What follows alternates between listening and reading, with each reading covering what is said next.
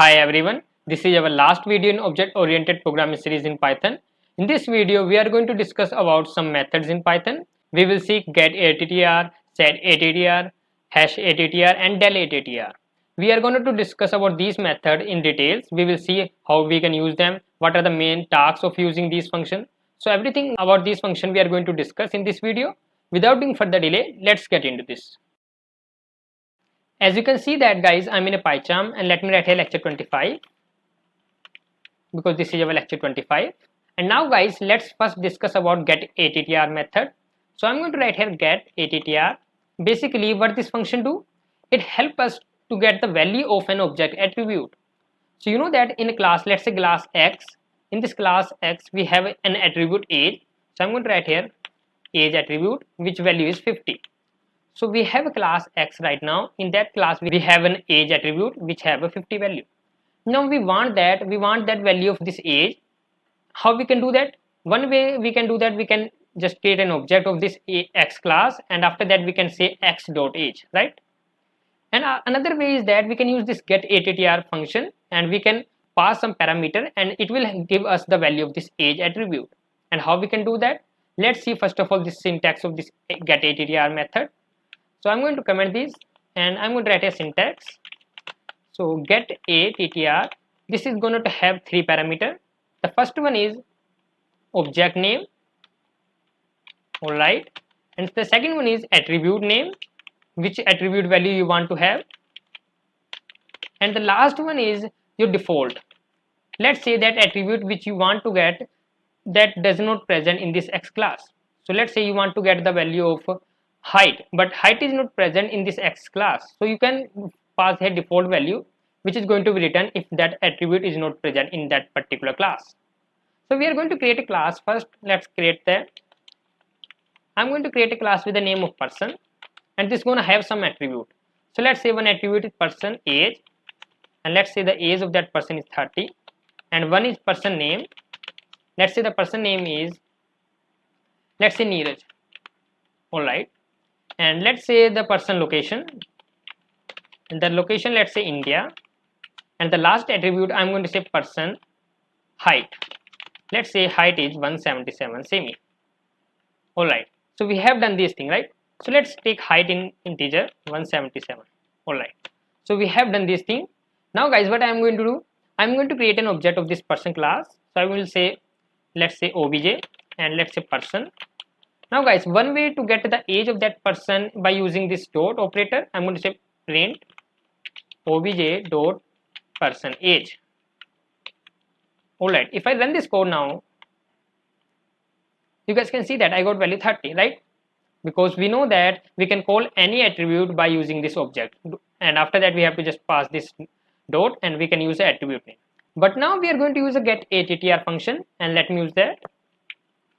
I'm going to say getattr, and this is going to have three things. First is object name, so we have obj, and attribute name, we want the age of that person, trage, and the last thing is default. It is not mandatory to pass. If you're sure that that attribute is definitely present in this person class, then you can keep it default. So right now I know that person is present in this person class, so I'm not going to pass this value.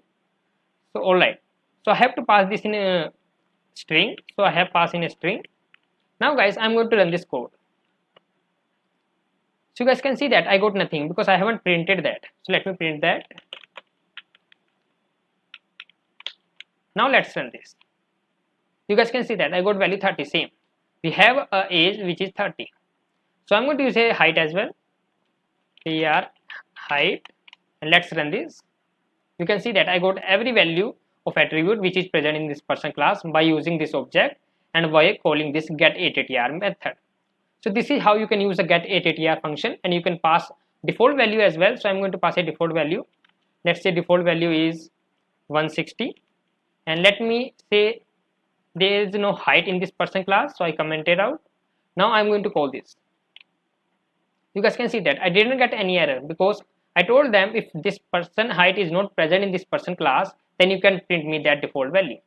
So if I just don't give this default value, and if I run this code now, you can see that I got an error because I haven't passed any default value as well, and I haven't mention here attribute of that person height. So I have to pass either default value, let's say 160, or I have to mention that attribute in this person class. Alright, so now let's run this. And we have seen that how this getattr method work in a Python class, how we can print the value of an attribute. So this is all about getattr method. Now let's see setattr method. So let's move to that part. So guys, what is setattr? Let me write here setattr. So basically this is a function which help us to set the value of an object attribute. Right now we have seen in getattr that we can get the value of an attribute, right? We can get person age, person name, person location, person height. So let me uncomment. But setattr used to set the value. So let me show you the syntax first. So I'm going to say syntax of this setattr. This is also going to have one object name, and after that it's going to have an attribute name,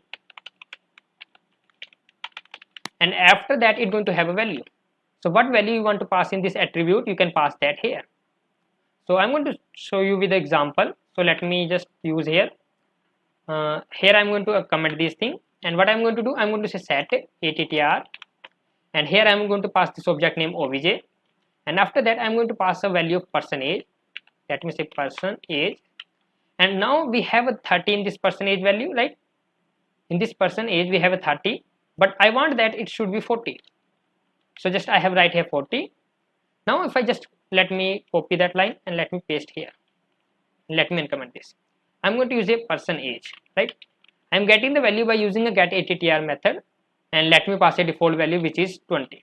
Alright, so now if I run this code now, you guys can see that I got value 40 because I have set this value.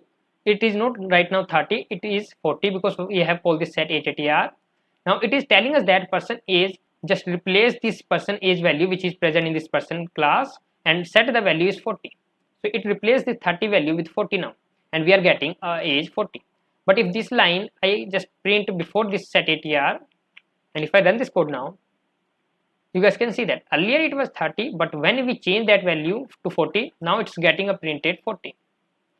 I hope now you understood that setattr is used to change the value, to set the value, and it is also used to create a new attribute in a class. So we are going to see that. So I'm going to create a new attribute. So what I'm going to do, I'm going to say, let's say setattr, and the object name is obj, and let's say new attribute is person income. So we have set an attribute with the name person income. Let's pass here income which is 20,000. So alright, so we have this method setattr. We have used this obj, this object of this person class. After that we have defined a new attribute with the name of person income, and we have passed a value which is 20,000. Now you know that we don't have any person income attribute, right? But this method will going to create that attribute.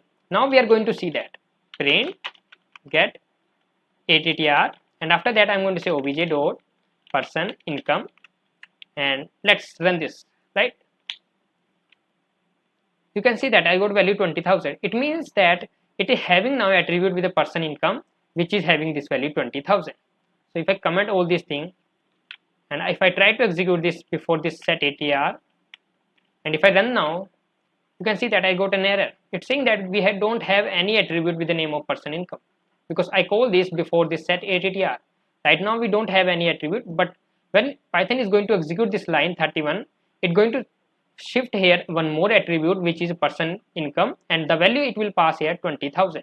So that's all about setattr. We can change the value of an attribute, and also we can create a new attribute in that particular class. So that's all about setattr. Now let's see what is hasattr. So let's move to that part now. So guys, let me write here hasattr. Hasattr. So what is this function? This function tells us basically that whether that particular attribute is present in that class or not. Simple that, present or not. So it's basically going to return true or false. So I'm going to tell you a syntax first. Hasattr. It's going to take an object name, so object, and after that it's going to take an attribute name. Alright guys, so we are going to see these things in our code as well in this person example. Now I'm going to comment all these things, right? I'm going to use a hasattr method, hasattr, and I'm going to pass here obj, my object, which is by this person we created, right? Now I'm going to use here the attribute person age. We all know that we have a person age in this person class, right? We have this person age attribute. Now if I run this code, let me print that value, right?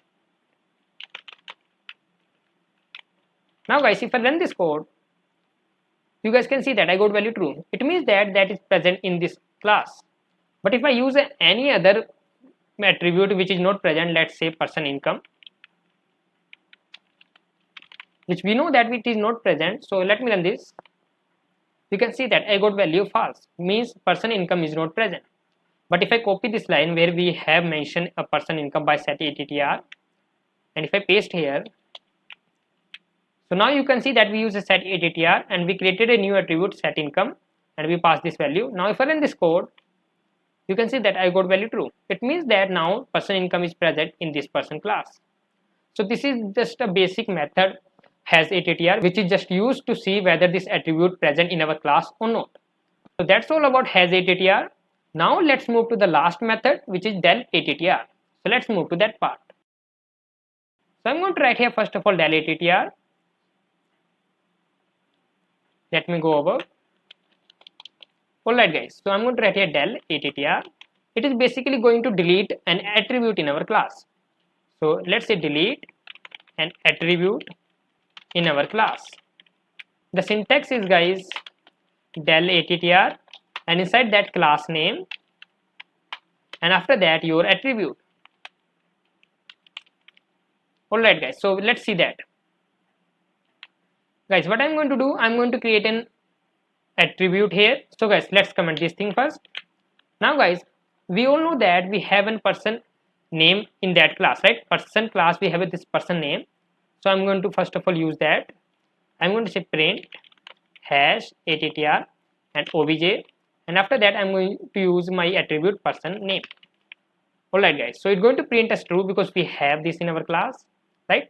But now I'm going to delete this attribute.